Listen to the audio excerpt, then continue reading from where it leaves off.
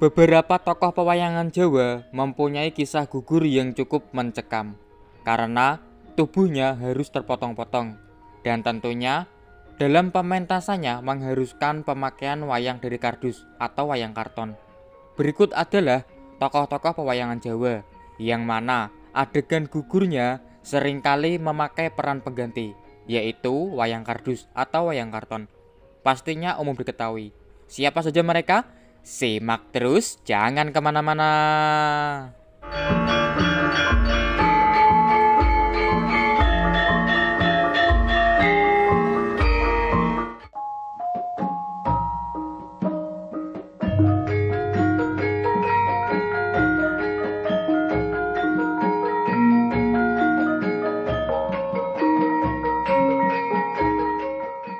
Yang pertama ada tokoh pewayangan Pakem Ramayana, Raden Jambu Mangle, putra dari Ditya Maliawan, di mana Maliawan adalah adik dari Prabu Sumali, Raja Ngalengka, yang berarti Jambu Mangle adalah keponakan dari Prabu Sumali.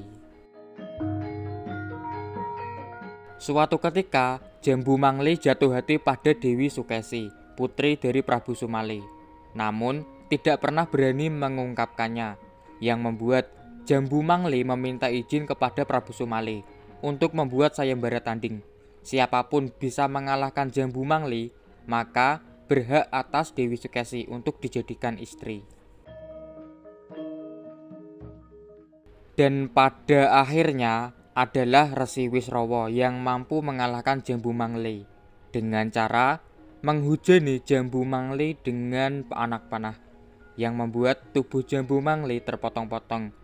Dan sebelum gugur, Jambu Mangle mengutuk salah satu keturunan dari Resi Wisrawa akan gugur sama seperti gugurnya Jambu Mangle.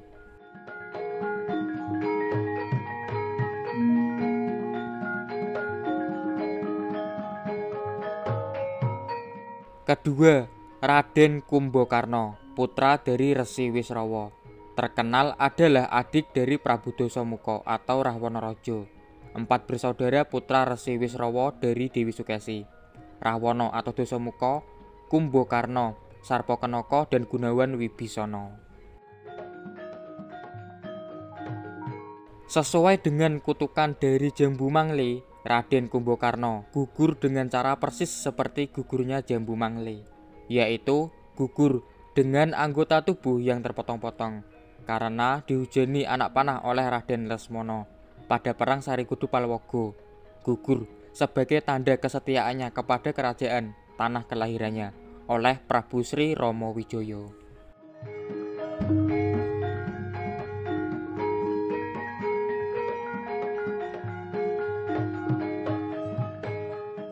Yang ketiga ada tokoh pewayangan Jawa dari Pakem Mahabharata, Prabu Jarasandha, raja dari kerajaan Magoda, seorang raja yang terkenal pada lakon sesaji Rajasuya oleh Pandawa, karena Prabu Jarasandha justru juga membuat sesaji Kalarudra yang sangat berlawanan dengan sesaji Rajasuya.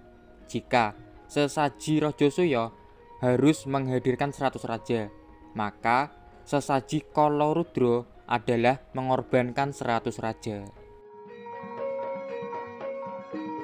Prabu Jarasandha diceritakan gugur oleh Raden Bratasena. Gugur dengan cara dibelah menjadi 2 bagian tubuhnya.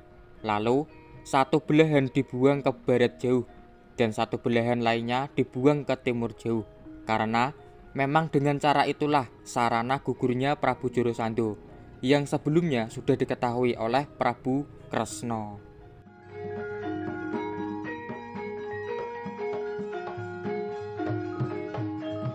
Lanjut yang keempat adalah Raden Kusuma Kilatmaka atau Raden Samba Wisnubrata, putra dari Prabu Sri Batra Kresna, seorang ksatria yang diceritakan merupakan satria tampan tanpa ada cacat fisik. Raden Kusumo Kilatmoko atau Raden Samba Wisnubroto mempunyai kisah gugur yang sangat mengerikan, di mana oleh Sitijo Bomo Nurkasura, Raden Samba dijuwing-juwing atau dipotong-potong anggota tubuhnya. Kisah yang tertuang dalam sebuah lakon terkenal, Samba Juwing atau Perang Gujeli Sukta.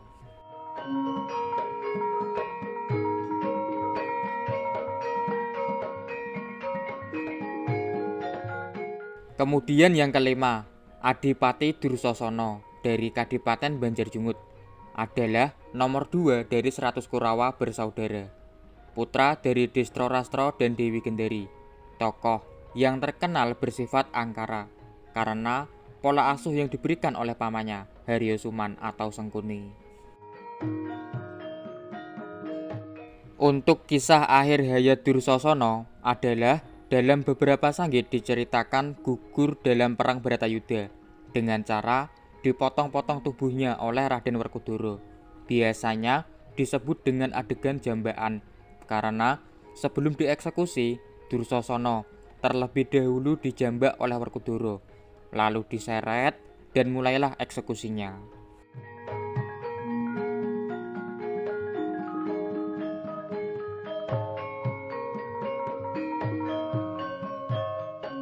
Keenam adalah Sengkuni yang gugur dalam perang Bharatayuddha, terkenal dengan adegan Sengkuni Beset, yang mana oleh Werkudara Sengkuni dikelupas kulitnya, lalu dipotong-potong anggota tubuhnya. Kisah yang biasanya ikut dalam babak rubuhan dalam perang Bharatayuddha.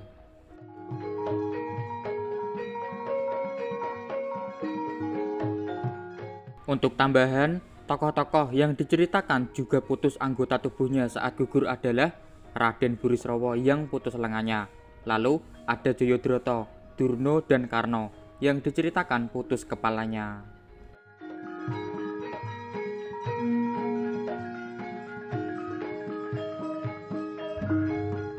Beberapa tokoh pewayangan Jawa memang dikisahkan gugur dengan cara terpotong-potong anggota tubuhnya. Jadi tidak jarang ada yang memakai wayang karton untuk adegan gugurnya, karena tentunya akan sangat sayang jika memakai wayang kulit asli yang harganya relatif mahal. Mengenai penggunaan wayang karton dalam adegan gugurnya tokoh-tokoh berikut ini memang sudah umum. Akan tetapi, untuk tokoh-tokoh tadi adalah murni pendapat saya. Jadi, pastinya tidaklah sepenuhnya benar. Maka dari itu, ayo komentar seputar materi video ini. Untuk pertanyaan, atau mungkin menambahkan tokoh yang terlewat dari video ini. Semoga materi video ini sedikit menambah wawasan seputar pewayangan Jawa.